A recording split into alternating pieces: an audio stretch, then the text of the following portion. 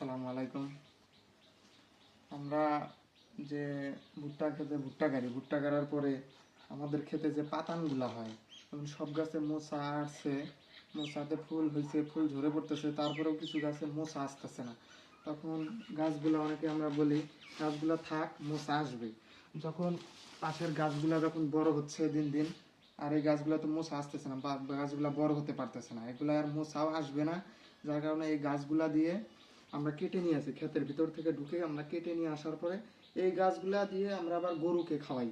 কারণ এগুলো তো পাতানো হবে না। অনেকে বুঝতেছে যে আরো 2-3 মাস আসে ভুট্টা পাকার, গাছগুলা ধীরে ধীরে বড় হবে, সমস্যা নেই। কিন্তু না, এই গাছগুলা সব গাছের তলে পড়ে যে গেছে।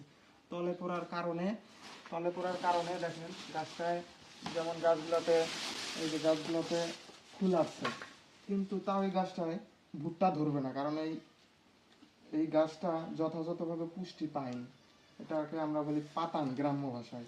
গাছটা ফুল আসছে, তাও যদি আমরা রেখে দিই যে আরো 2-3 মাস সময় আছে, গাছটা থাক, মোচা আসবে, কিন্তু না, এটা আসবে না। এটা অযথা রেখে কোনো লাভ নাই। যার কারণে আমরা গাছগুলা কেটে নিয়ে আসবো, ভুট্টা ক্ষেতের ভিতরে ঢোকার পরে কেটে নিয়ে এসে গরুকে খাওয়াবো। আমরা এগুলা কেটে গরুকে, তাহলে তাও গরুর পেট ভরবে। এগুলা হাতে নিয়ে যে আপনার কোনো কিছুর একটা উপরে রাখার পরে এভাবে যদি কোপ দেই আমরা, এটা কেটে গেলে গরু খাইতে সুবিধা হবে।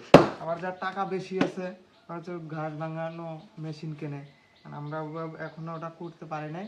আমরা হাত দিয়ে এগুলা কেটে গরুকে খাওয়াই। আশা করি সবার ভালো লাগবে। সবার ভুট্টা ক্ষেতের পাতানগুলো নষ্ট না করে এইভাবে আপনাদের গরুকে খাওয়াবেন, গরু স্বাস্থ্য ভালো থাকবে, আমরা ভুট্টা ক্ষেতেরও কোনো পাতান হবে না। আশা করি সবাই বুঝতে পারছেন। আসসালামু আলাইকুম। দিশা, বন্ধ করো।